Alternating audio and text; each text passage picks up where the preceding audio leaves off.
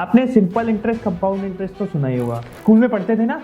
Simple interest अलग होता है, कंपाउंड इंटरेस्ट अलग होता है। कौन सा बढ़िया होता है वो आपको बताऊंगा, एंड कौन से इन्वेस्टमेंट इंस्ट्रूमेंट्स होते हैं जो दोनों में ऑफर होते हैं, एंड कौन सा वाला बेटर है। Hello everyone, welcome to Seekho official show personal finance Gyaan. तो पहले तो एक एग्जांपल देखते हैं। मान लो आपने 10,000 रुपए किसी म्यूचुअल फंड में इन्वेस्ट करे एंड वो 10% से इस साल बढ़ गए, तो नेक्स्ट ईयर उसकी वैल्यू होगी 11,000 रुपए। वो फिर से 10% से बढ़ गए तो उसका रिटर्न 1100 रुपए होगा, 1000 रुपए नहीं होगा। बिकॉज एंड इसी को बोलते हैं कंपाउंड इंटरेस्ट, मतलब पिछले साल का इंटरेस्ट न्यू ईयर का प्रिंसिपल बन जाता है एंड उसी पे इंटरेस्ट कैलकुलेट होता है। अब यही पैसे आपने अगर सिंपल इंटरेस्ट से इन्वेस्ट किए होते, मतलब किसी एफडी के थ्रू इन्वेस्ट किए होते, 10,000 पे 10% मिलता है 1000 रुपए, फिर एक साल बाद फिर से 1000 रुपए मिलते, 1100 नहीं मिलते। तो ये एक परसेंट का नुकसान आपका हर साल होता जाता, बिकॉज आपने सिंपल इंटरेस्ट के थ्रू इन्वेस्ट किया है, एफडी में इन्वेस्ट किया है। और ऐसे ही होता है जनरली।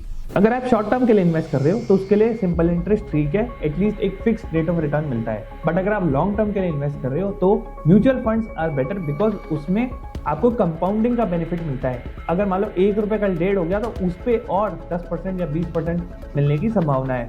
तो ब्याज पे ब्याज, मतलब इंटरेस्ट पे इंटरेस्ट मिलने को बोलते हैं कंपाउंडिंग, एंड इसी को 8th wonder of the world बोला जाता है। अब अगर आप लोन ले रहे हो तो आपको क्या करना है। मान लो आपने 10,000 का लोन लिया है 10% पे 5 साल के लिए, तो सिंपल इंटरेस्ट पे आपका इंटरेस्ट बैठेगा 5,000 रुपए। और ये अगर आपने कंपाउंडिंग बेसिस पे लिया होता तो आपका इंटरेस्ट बैठता 6100 रुपए। तो इस सब से क्या मतलब और क्या निकला, जब पैसा इन्वेस्ट करो तो कंपाउंडिंग बेसिस पे करो, उसमें पैसा मल्टीप्लाई होने के चांसेस बहुत अच्छे हैं। और जब लोन पे लो तो सिंपल इंटरेस्ट पे लो, क्योंकि ब्याज मल्टीप्लाई नहीं करना होता। तो हमेशा इन्वेस्टमेंट करो और लोन लो तो इसी बेसिस पे करो, पूरा पढ़ के करो। So that's all for the video, see you soon.